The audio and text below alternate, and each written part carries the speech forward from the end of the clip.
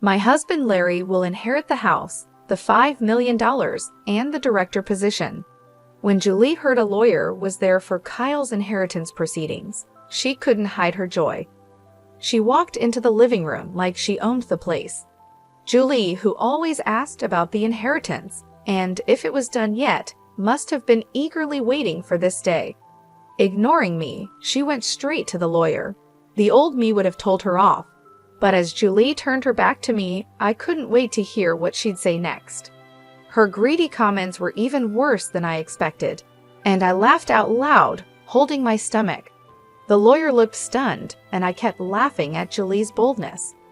Julie didn't think it was funny and gave me a cold look. "Do you really think you'll get your father-in-law's inheritance?" I laughed at her obsession with money and her dramatic attitude. Pointing to the late-arriving Larry, she raised her voice. "The right to inherit belongs to my husband Larry."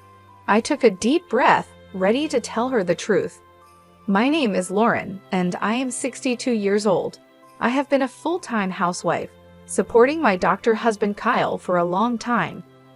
Even after becoming a director, he always kept working, never tired."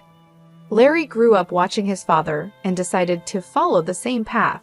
I believe my husband had a happy and fulfilling life. However, my husband passed away at the age of 65. He was passionate about his work and believed being a doctor was his calling. Maybe his sudden death was due to overworking, but at his funeral, I felt he had no regrets. Not just his superiors and colleagues, but also subordinates and others, came to the funeral. The venue was packed with people mourning him. It wasn't just medical professionals who attended. Many patients he had treated in the past came to pay their respects. I didn't know exactly how he worked, since I only saw Kyle going to and from his job every day. But seeing how much he was loved reassured me that he had done the right things in his life. At the somber funeral, Julie, the eldest son's wife, seemed restless and out of place. Her face relaxed almost as if she was happy about her father-in-law's death. My suspicions were confirmed when I overheard her talking with relatives. My father-in-law was always working. I think he might have saved quite a lot since he probably didn't have much time to spend money, she said. Hearing such a statement right behind me, I couldn't believe my ears. Despite being in the middle of a funeral, Julie seemed more concerned about how her father-in-law's inheritance would be divided. Perhaps she didn't know that a daughter-in-law might not have any inheritance rights. Even so, her behavior wasn't appropriate for the funeral. Seeing her actions, Larry, the eldest son, apologized to me with a guilty look. "Mom, I'm truly sorry. No matter how many times I tell her, Julie doesn't listen." "It's not your fault, Larry. But if you feel that way, can you please firmly warn her? Many people are attending this event." I knew about Julie's behavior even before Larry mentioned it. Remembering her inexcusable attitude, I recalled how she didn't help at all while I was busy with my husband's funeral preparations. She didn't offer me any words of comfort or sympathy. To make matters worse, she was always talking about the money, asking things like, "Your husband had quite an inheritance, right? How much was it? Even if you're his wife, it's his inheritance, so don't waste it, okay? Did you come here just to say that? Is that all you have to say?" "Well, yeah, if you squander it just because you don't have long to live, I'll be in trouble." Anger and disbelief flooded over me as Julie spoke as if my late husband's assets belonged to her. Moreover, she always looked down on me and was sarcastic. I don't know why she dislikes me so much, but her comments about other people's assets have often left me disheartened. My son Larry was inspired by his father and became a doctor. Larry's earnings are not bad, but Julie has always been overly obsessed with money. She'd often call me saying things like, "I'm worried about our future with Larry's low income," or "We're short on money," hinting that she wanted financial help. Because of this, getting along with her was very challenging. I used to let things slide, but now she's targeting my husband's inheritance, and I've reached my limit. Larry's income is really unstable, so we don't have much money to spend freely. We can't afford luxuries. "Oh really? Why don't you work then? That would help with the household expenses, and you could afford some luxuries." What? It's ridiculous for a doctor's wife to work. You're lucky since your husband earned well, and you could live comfortably. No matter how many times I tried to advise her, her attitude only worsened, and our arguments became more heated. She wouldn't even hesitate to belittle her own husband, Larry, just to look down on me. From her perspective, I'm her mother-in-law, but once married, we're family. I couldn't stand the way she treated family members with such disrespect. Thanks to my husband, I've been able to live comfortably. If she wanted the same, maybe she should respect and support her husband a bit more. If there was something about Larry to respect, then maybe. Anyway, I'm off to get my nails done and have a spa day. Don't forget about the inheritance, okay? Bye now. She just blurted out whatever she wanted and promptly left the house. Given her stormy behavior, I began to wonder how Larry was treated at home. But her self-centered actions didn't end there. During the inheritance proceedings, she continued her bad behavior, which became increasingly intolerable. Even after the funeral was over, every time she visited, she'd greet me with, "How's the inheritance coming along?" It felt like a standard greeting. Despite explaining several times that the process takes time, she either forgets or doesn't understand and constantly pressures me whenever she sees me. I've told her multiple times that she has no rights to the inheritance, but she just doesn't seem to get it. Whether she believes Larry's money is hers or has some other scheme in mind, she seems convinced she'll inherit a fortune. After discussing with Larry, or rather manipulating the conversation to her advantage, she probably intends to get a share of the inheritance. If that was all, it would be a family matter for Larry to handle. But her actions affect everyone involved, making the situation much more complicated and stressful. I shouldn't interfere, but Julie tried to steal valuable things from our house. Julie, what are you doing? That's my necklace. Oh, come on, don't be so stingy. We're family, so it's okay, right? I can't be friends with someone who would steal from me. Fine then, I'll take it as an advance on the inheritance. That's okay, right? I am being patient here. No matter how many times I told her not to act like that, she wouldn't listen to me. From the moment she took my cherished necklace, a gift from my husband, I couldn't stand it. After that, I never opened the door for her again. Even though Larry frequently messaged saying, "Mom, I'm truly sorry for Julie," he couldn't stop her.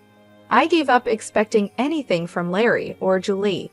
I didn't even have time to grieve the loss of the necklace as her harassment continued. She badmouthed me to her friends and others, calling me the worst mother-in-law who won't even let her in the house. The neighbors would say, "It looks tough," with a smile, but they showed concern. I don't understand why she hates me so much. It gives me a headache. What hurt the most was a letter I found in our mailbox. I felt disgusted just by seeing the already opened envelope. When I checked its contents, it was addressed to Larry and his wife. Whether it's Julie's idea of harassment because I won't let her in, her credit card bill was in our mailbox. Seeing the statement filled with extravagant expenses from luxury restaurants and online shopping made my blood run cold. "Larry, there's a credit card bill for Julie in our mailbox.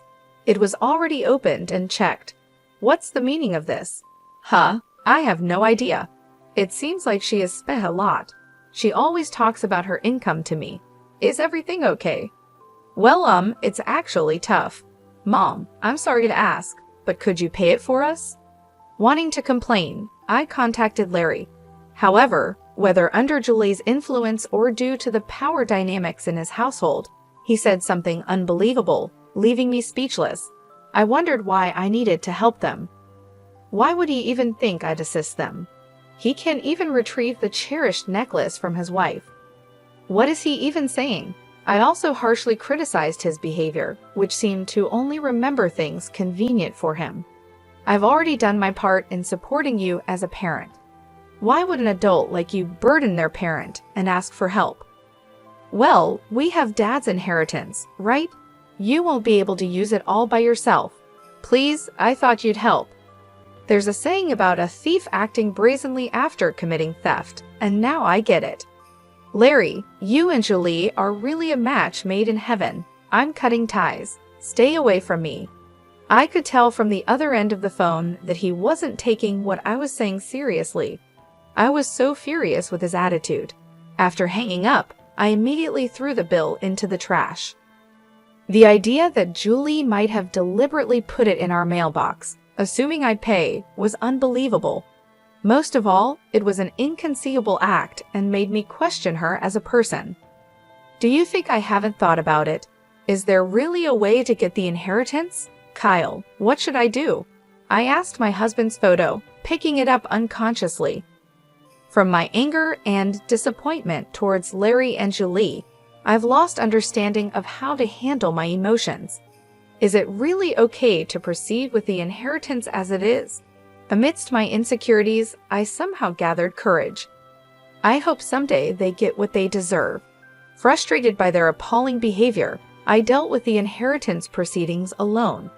Perhaps my feelings got through, as I found out my husband had left a will, and in it, something was written. After reading the will my husband left behind, I resolved to protect myself and get back at them. Phew, I'm glad it seems Kyle was on my side after all. Thank you, I whispered, holding back tears and pressing the will to my chest. I regained my composure. I clenched my fist, deciding I wouldn't just do nothing and let those two dictate things. I decided to wait for the right moment to make a big move against them. Maybe because I felt relieved at the thought of being able to retaliate for all the suffering, I completely forgot about Julie's bill. I would have thrown it away from the start, not intending to pay, but she must have received a reminder. This time, I received a message from her, even though I had told her the inheritance proceedings were not yet completed. There were false accusations that I wanted to control everything. Her words seemed to attack me. It's because you haven't settled the inheritance yet. I'll wait a little longer, but please do it as soon as possible. Oh, by the way, you saw the bill I left in the mailbox, right? Please make that payment.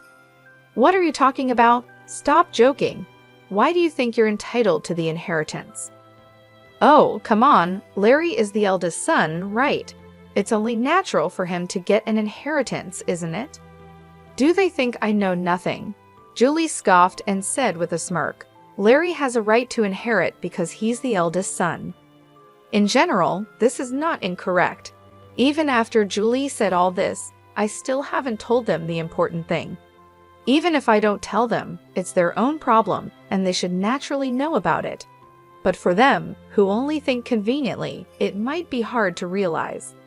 I'm waiting for the perfect moment when they fall apart, watching for the right timing. And finally, that time came.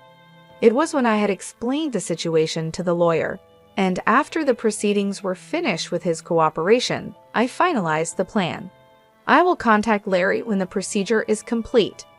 After discussing with the lawyer, to me it's just a routine communication. But as expected, Julie came to my house with a face filled with joy. I deliberately left the front door unlocked. Without any suspicion, she opened the door and stomped in. Seeing her, I could hardly hold back my laughter. I've been waiting for so long. Isn't it terrible? You've been reluctant to complete the procedure and won't give up the inheritance. Oh, Julie, what brings you here? Is this gentleman the lawyer? I am July, Larry's wife. Ignoring me completely, she headed straight to the lawyer sitting in front of me. Normally, I would reprimand her for such rude behavior, but this time I held back and waited. She turned her back on me, ignoring me, and approached the lawyer. I was excited to hear what she would say next. Finally, we will inherit this house, $5 million, and the director's position because Larry is the eldest son, she said. Her greedy remark was more than I expected, and I laughed out loud, holding my stomach. The audacity of her and the lawyer's stunned face made it even funnier, and I kept laughing.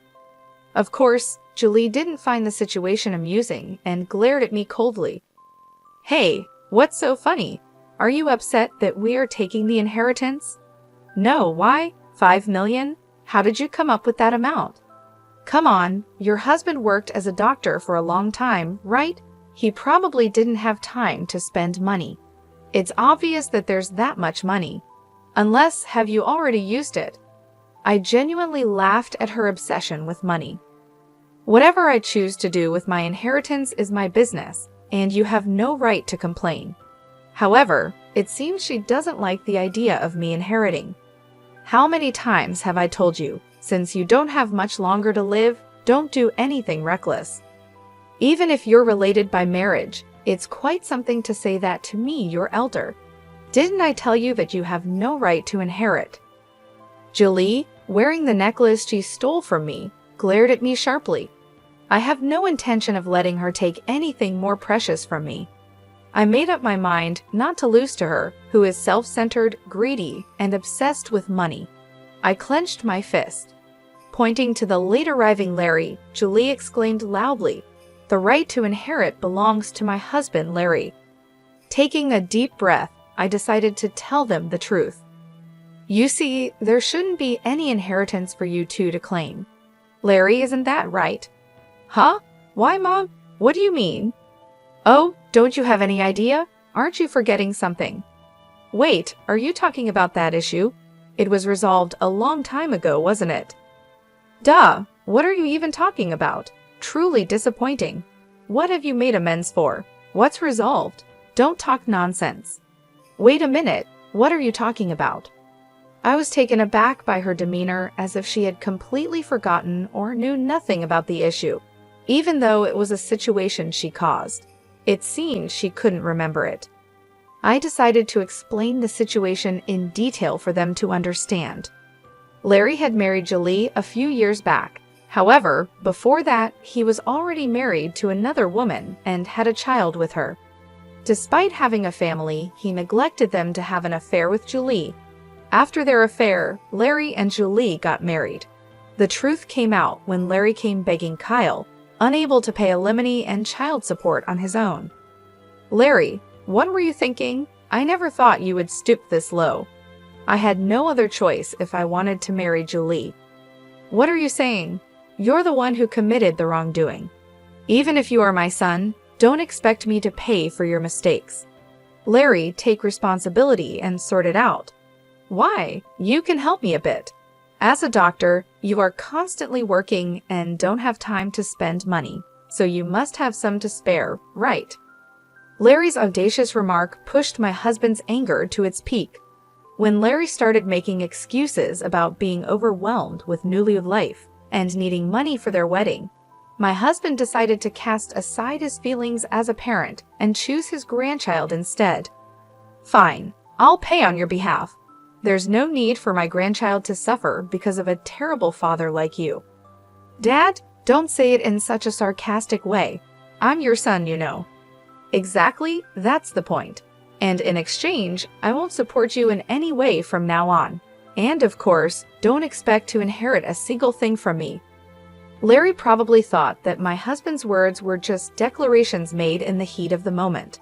But my husband believed that someone who abandons their family doesn't deserve to be celebrated. He neither attended the wedding nor offered any support. Dad, just let it go. In the future, you'll rely on us for care, right? We are family, so try to compromise a bit. No way. Why would I bother with someone like you? Knowing that his father had money, Larry had previously mentioned the need for future care and requested support. However, my husband didn't listen to Larry's words, and as he declared, he made sure it was written in his will. It clearly stated that everything should go to his wife and grandchild. My husband, with his strict personality, had meticulously written and prepared the will to ensure that not even a small amount of money would go to Larry and his wife. This fact became known when my husband's lawyer showed the will during the funeral proceedings. He said he had received the will from my husband in advance. Remembering the anger at that time brings up emotions, but I deeply thanked my husband for his foresight and protection. My husband left a will stating that even though Larry is his son, he does not have the right to inherit his father's estate. When the lawyer read the contents of the will, Larry and Julie were shocked. I decided to add insult to injury. Oh, by the way, Julie, you took things from our house, right? You said it was like an advance on the inheritance. But you heard the will the lawyer read, right? You have no rights, so give it back. It was a gift from my husband to me. I pointed to the necklace she was wearing. She threw the necklace at me with a visibly angry attitude, clicking her tongue and glaring at me. Probably because the lawyer was present, she couldn't say anything reckless. I didn't hear about this. I thought I'd finally get my father-in-law's inheritance. I came all the way here today. What's going on? Really? When you announced your marriage, you said being pursued meant you were more attractive, so it was inevitable, right? You knew what you were getting into when you got with him while he already had a family. I remembered how furious I was at her attitude back then. I used to think Larry was deceived by such a terrible woman, but now I realize they are a perfectly matched couple. I will definitely inherit. Oh, there is the hospital. It would be troublesome if the director was absent, right? This kind of succession is usually done by the son. Too bad, it's already been handed over to a competent subordinate. Huh? Why? Isn't it normal for the son to take over? Ha. To begin with, you're doing something that's not normal, right? It's your own doing. Realize that you're not the norm. She was desperate for the inheritance, whether it be the hospital or the house. In the end, she clung to the lawyer, asking, "Then what can I get?" But the lawyer my husband had contracted wouldn't easily tell her. He repeatedly explained the contents of the will, stating, "The two of you have no inheritance rights," and responded calmly, "This is unbelievable. I don't believe it. It must be a mistake." Really, no matter how much you fuss, nothing will change. Even if you sue, you'll just end up embarrassed. If you're okay with that, feel free to do so. Perhaps finding my cold treatment unbearable, she stormed out of the house with a face as red as a boiled octopus. I watched her leave with Larry. I held the necklace and quietly pumped my fist in triumph. After that, she never contacted me or visited the house again, and the inheritance procedures were completed smoothly. I was worried they would confront Larry's ex-wife, who has a grandchild, but Larry, who doesn't even pay child support, wouldn't know her contact details, so there were no issues. Larry and Julie, who didn't get any inheritance, seemed to be having a big quarrel. Julie told Larry, "I married you thinking I would get a big inheritance from your father," and they are apparently on the brink of divorce. The saying, "end of money, end of love," fits them perfectly. I only received one contact from Larry, saying, "Give me the money or house you inherited," but I naturally ignored it. I exclaimed, "Don't talk nonsense while you're awake," and hung up the phone. I sighed, wondering where I went wrong raising my son, but there was also good news. A letter arrived from Larry's ex-wife stating that the inheritance procedures were completed. In it, along with an update, there was a photo of my cute grandchild and words of gratitude. "Thank you for being such wonderful grandparents," it said. "They are living very happily now." The grandchild my husband had been concerned about until the end is growing up healthy and living happily with her new father. There was also a lovely family photo in the letter, and although I felt guilt as a parent, my mood was brightened and my heart warmed. I was very happy and immediately read the letter in front of my husband's altar to report to him. I was continuously disappointed by Larry's actions and words. However, I was able to report to my husband about the grandchild, which always brought a smile to his face, and I was happy and satisfied.